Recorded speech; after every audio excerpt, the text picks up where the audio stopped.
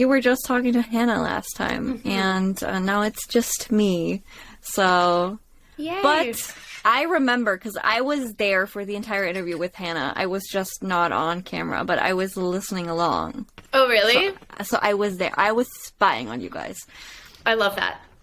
So, but this is going to be a little different than we did last time, because this time we don't have any script.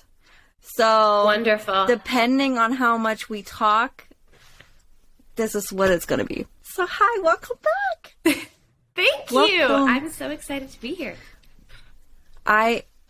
So glad you reached out to us, because we were, we have been, like, pretty busy with planning and scheduling, so that's also why it's just me. A bunch of business women. So, yeah, and because of time zones, I'm always free at night, which is, like, daytime for you. Where do you live? I'm in Germany. What? Oh my god, where in Germany are you? That's so cool. I'm near Hamburg, so, like, up north. That's very cool. And now we're doing an interview to talk about you, most importantly, and then a little bit about Ginny and Georgia, because why not? Because why not? It's been almost 2 months since it came out, like season 2. Yeah, and it's been... How has it been? Oh, it's been great. Everyone's so, like, wonderful and lovely, and I think we've all received some really great messages from people. It's nice to see how well the show has been resonating with everybody. Very exciting. And I feel like in comparison to season 1, people have gotten better at separating characters and actors. Because I hope so, yeah. from what I've heard, it wasn't that great after season 1 came out. But yeah. I don't know. I don't know. I feel like for some people it's been really, really difficult even this season. I know a lot of people are getting some not so great messages. For me, I've somehow managed to steer clear of that. Everyone's, or at least as far as I've seen, I'm sure there is a lot of stuff that I haven't seen yet, and that's fine too, but most of the messages and reactions that I've gotten are in the realm of, oh, we hate Samantha, she's the worst, but you seem great. So that's been nice, that's been great. Yeah, I mean, and as Abby says on the show, we love to hate on Samantha. No, we love it. We enjoy I love it. the Samantha slander, it's so fun. It's great. As long as it doesn't creep into ROMI slander, we're fine with it. So far, so good. So I remember last time you were on here, you mentioned you like cooking. So yes. What have you been cooking lately? Oh, recently, nothing. I just got back from being out of town. Katie and I actually, and a couple of our friends, had a little trip to LA, and we did a very bad job of cooking for ourselves while we were there. It was a lot of takeout, even though we had a lovely little kitchen. But right now I have a little tangerine, clementine, something. So gotta get back into it. I just got back, so starting like in the next few days. Last time you were talking about making pretzels, and that they weren't looking so nicely. Have you managed to get them looking cute? No, I haven't really tried. I have a friend from theater school who used to be like a competitive baker, and he would, like, during the pandemic, we would Zoom each other and make pretzels together, and he would teach me how to bake pretzels, and it never really turned out so great. But maybe after this call, I'll give him a call and try again, and I'll let you know how it goes. Making some nice pretzels. As a German citizen, pretzels are very important to me. Oh, really? Are pretzels like a big German thing? Well, they're mostly big in Bavaria, so on the complete other side.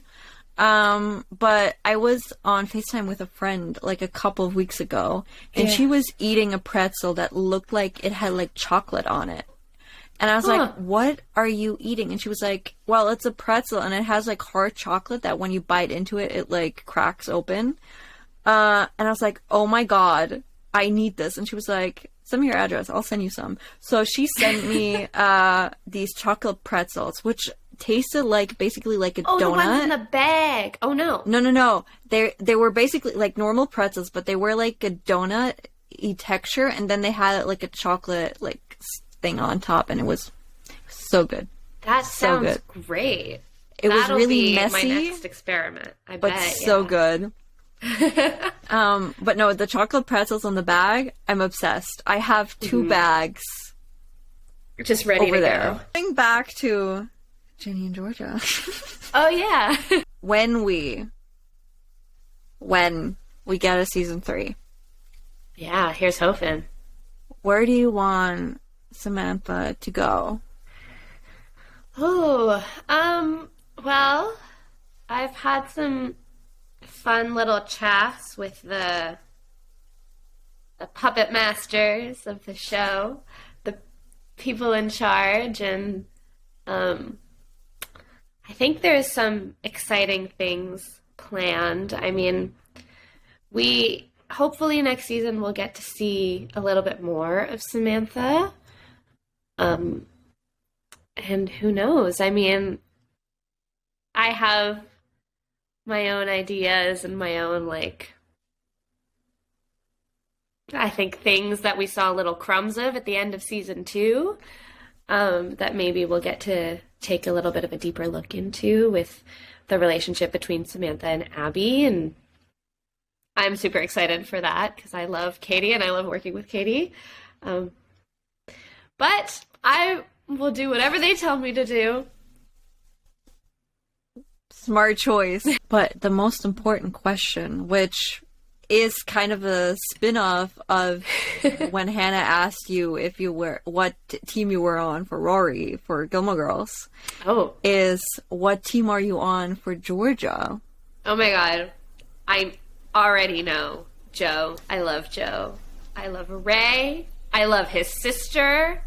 Anything they do, I'm behind them 100%.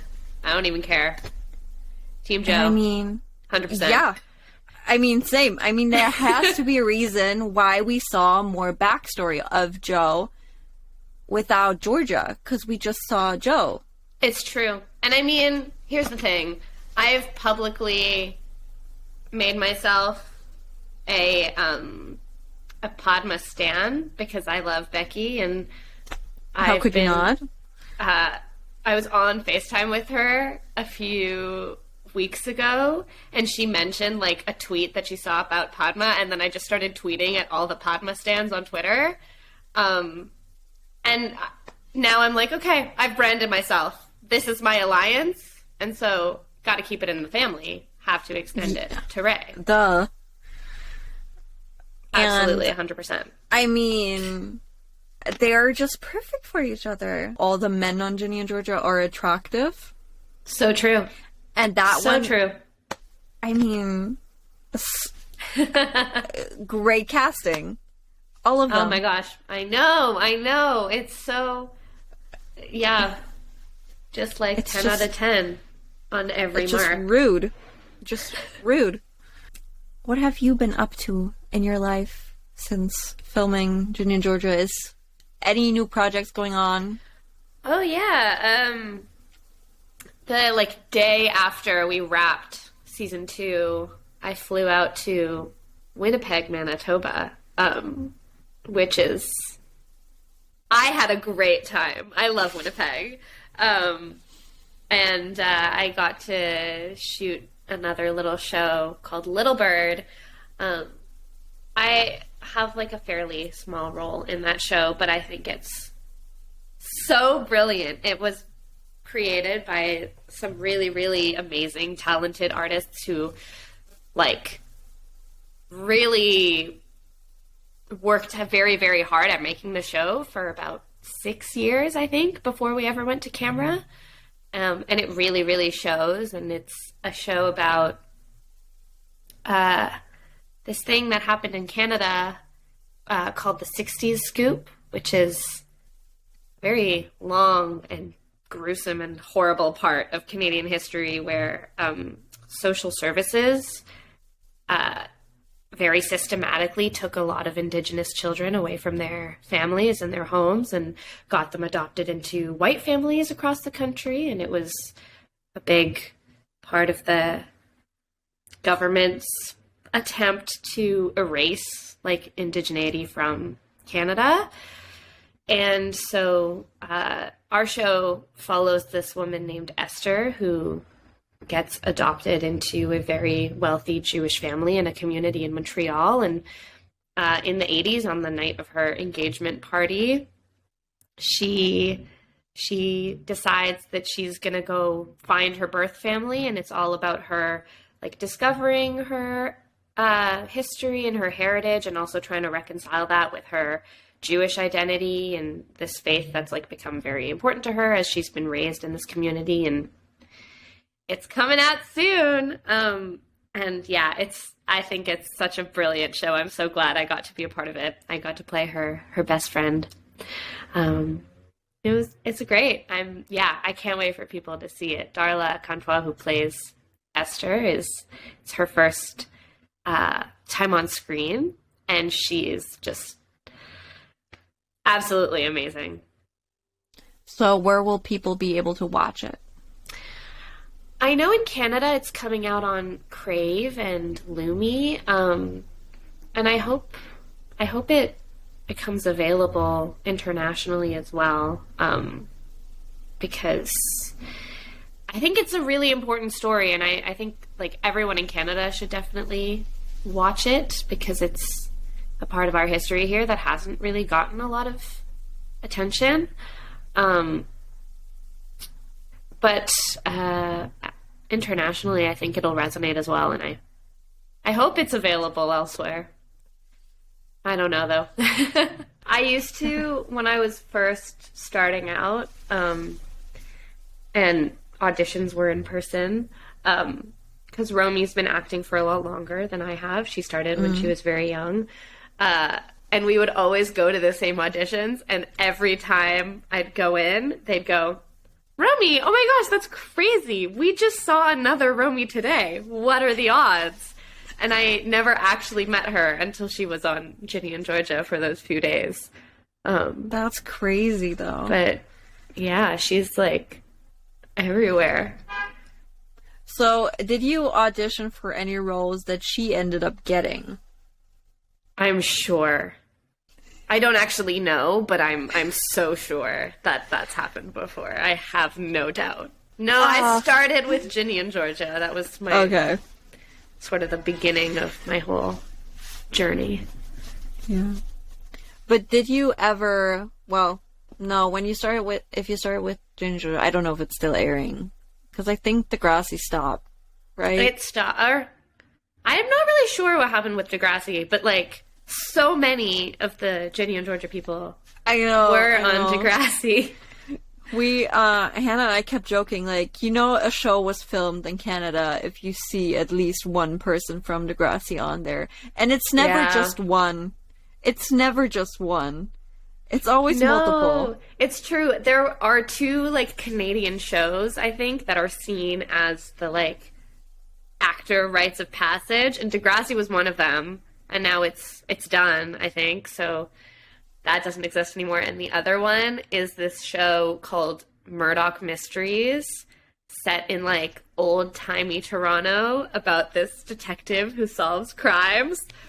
And apparently all of the Toronto actors have been on it at some point, and they're still going. I think they're in their 17th or 18th season right now. Like, this show, in it for the long haul, and I have never gotten an audition for them, and it's kind of a bummer because I feel like I'm not a real actor in Toronto until I make it to Murdoch Mysteries, but apparently it's just not in the cards for me. So we were talking about shows. Are there any shows that you've binged recently or been obsessed with? The last show I binged, which I loved and have recommended to everybody, is this Irish show that's on Apple TV called Bad Sisters. I thought it was so funny and so, like, cleverly made. And it's about this group of sisters who, like, one of them has this husband who's so horrible. And so her sisters want to kill him. And it's just about, like... As one does. The sisters trying to kill this husband. Who they'll call him the prick. And it's great. It's, like, such great television. I loved it. I should check that one out. Yeah. So that's my top recommendation. Commitment to the cause. That's very cute. Yeah. You two are sweet. And I even seen Hannah's legs on Zoom, which sometimes, like the saying goes, like, I know my internet best friend's, like, deepest, darkest secrets, but I've never seen their legs. I've seen Hannah's legs. You've seen her legs. I've seen her legs. That's the deepest internet bond I've ever heard of. And this girl is 4'11". That wasn't much to see. There wasn't much to see. It's just these tiny little legs. I am not one to talk. I'm 5'2". But me too. Well, this was really fun. I feel like before you said we didn't find the theme, I think we did. It's just that the theme is, like, all off the record. I love it. I'm here for it anytime. And that's girl stuff.